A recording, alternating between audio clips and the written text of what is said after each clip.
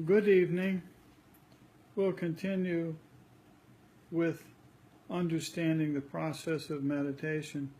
This is part 5, the final part of the piece we're going through right now by Swami Rama. Part 5 is, the mantra imparted by a teacher to a student is not at all a commercial proposition. It is like a prescription given to a patient. There are innumerable sounds, each with different effects. The teacher must understand which best suits a particular student according to his or her attributes, emotions, desires, and habits. A mantra has 4 bodies, or koshas, sheaths. First, as a word, it has a meaning. Another more subtle form is its feeling. Still more subtle is a deep, intense, and constant awareness or presence. And the 4th or most subtle level of the mantra is soundless sound. Many students continue repeating or muttering their mantra throughout life, but they never attain a state of ajapa-japa, that state of constant awareness without any effort. Such a student strengthens his awareness, but meditates on the gross level only.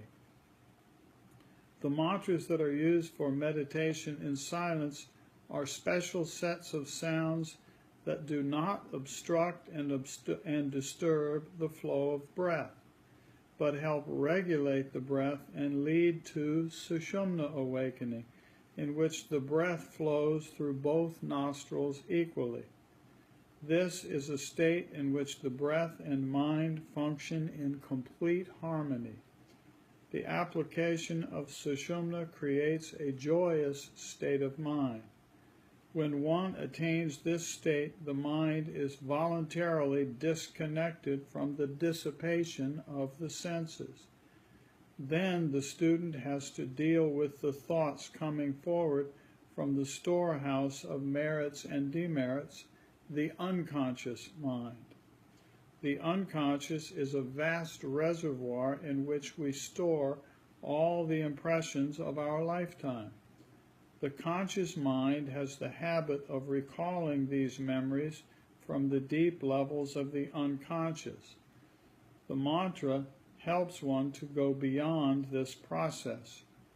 Mantra creates a new groove in the mind, and the mind then begins to spontaneously flow into the groove created by mantra. When the mind becomes concentrated, one-pointed, and inward, it peers into the latent part of the unconscious, and there, sooner or later, finds a glittering light. The most important role that mantra plays is during the transition period that every human being will experience. A dying person wants to communicate with his loved ones. The attachment that we create for mortal things and people produces serious and painful troubles for us at the time of death.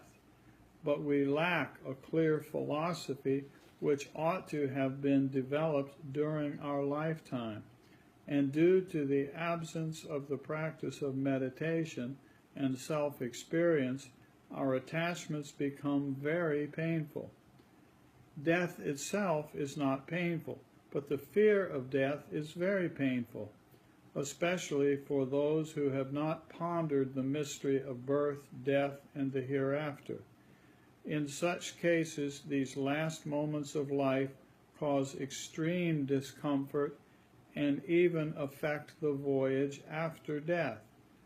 This subtle observation leads me to declare that the depth of prayer, contemplation, and meditation should be taught, practiced, and experienced with full honesty, clarity of mind, and one-pointedness.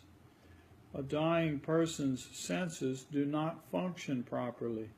He or she gradually loses the sense of sight, The tongue mumbles words that cannot be understood by others, and he or she is unable to express the mind's thoughts in speech or actions.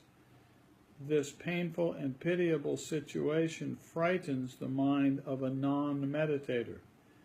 But if one remembers the mantra for a long time in such a state of loneliness, the mantra begins to lead him, and this miserable period of loneliness and agony is over when the mantra becomes his leader. Only one thought pattern is strengthened by remembering the mantra, and it becomes predominant and then leads the individual to his abode of peace, happiness, and bliss. This experience has been validated by me personally after witnessing the death of many sages. I also witnessed the death of many rich men, scientists, and intellectuals, and have observed their experiences of agony. Their facial expressions and helplessness were proof to me that they had not prepared themselves for the last moment of life. I do not recommend any particular mantra from a particular source or tradition, but the power of mantra and meditation can be examined if you quietly observe a sage, a rich man, or an intellectual on his deathbed. To do inner research, mantra and meditation are the greatest aids to a seeker. Do not disturb your practice of religion, but also learn to know yourself on all levels. Meditation is a concentrated, deep, and intense form of prayer, which is not man-centered prayer, but God-centered prayer. One who lives in the world can attain the highest state of samadhi through meditation. Then he is here, yet there. He lives in the world, yet above. He includes all and excludes none. When the day arrives that every man, woman, and child practices meditation, we will all attain the next step of civilization and realize the unity in all. Liberation can be attained here and now, and that experience is the ultimate goal of human life. So, there's the end of our section on understanding the process of meditation. Thank you for visiting. Thank you for going through this with me. I hope you've enjoyed it. And we'll do some more fun stuff, review some stuff together. And most of all, please have a wonderful, wonderful, wonderful next meditation, okay? May they all be wonderful and peaceful and filled with bliss, okay? Thank you for visiting again. Thank you for playing. Bye-bye.